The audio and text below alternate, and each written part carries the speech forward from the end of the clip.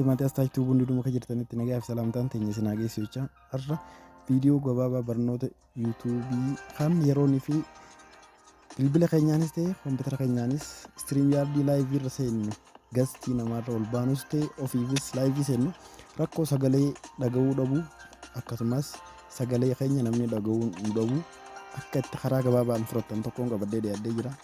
Hallattumaan hordofaa jecha warri asxaa YouTube subscribe godhin channel keenya faaraa kan taatan subscribe godhuun akka yeroo hundi viidiyoon keenya isin bira ga'uuf all notification irra godhadhaa jecha hallattumaan gara viidiyootti isin seenaa.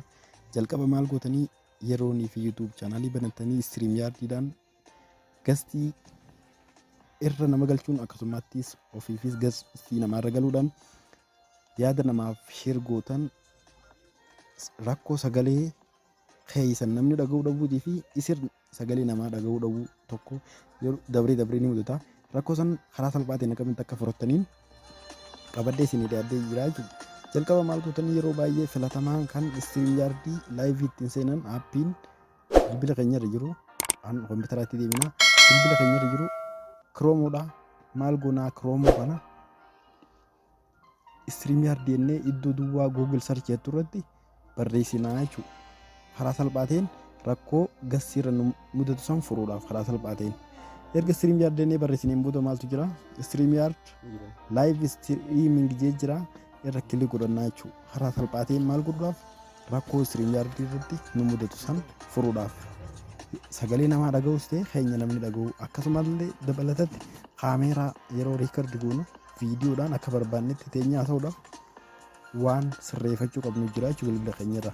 Erga kanatti StreamYard seeneen booda maal gootanii gama gubbaarra iddoo streamyard.com http jedha dhokatee jira garuu .com iddoo kana duratti mallattoo qulfii jira mallattoo qulfii sanarra kilik godhatta.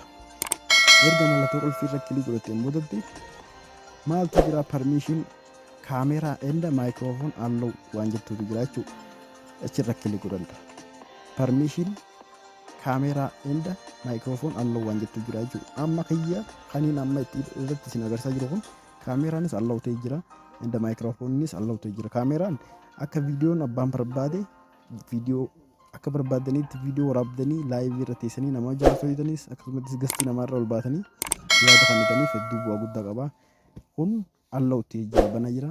Akkasumas microphone jechuun kan audio viidiyoo sagalee namaa dhaga'uus ta'e keenya namni dhaga'uudha hin qabu jechuudha bilbila kanarratti. Amma garuu yeroonii fi akkas isin mudate maal gootanii bakka kana seentanii akkana kun cuccufamee ta'a jechuudha. Kaameeraa enda microphone kan jiru kaameeraan kan cufamu yoonii fi viidiyoodhaan isin banuu dide kaameeraan akkana cufamee jira jechuudha.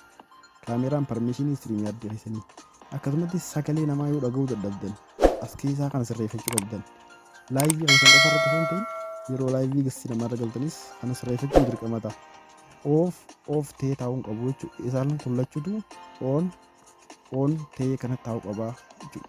Erga kana sirreeffataniin boodatti eksi gootanii baatanii gastii namaarra galuudhaan yaada akka barbaadanii kan ni dandeessanii akkasumas namni illee sagalee namaallee ni dhageessanii kaameeraallee viidiyoo akka barbaadanitti riikardi godhuun YouTube channel keessaniif irratti post gootanii jechuudha.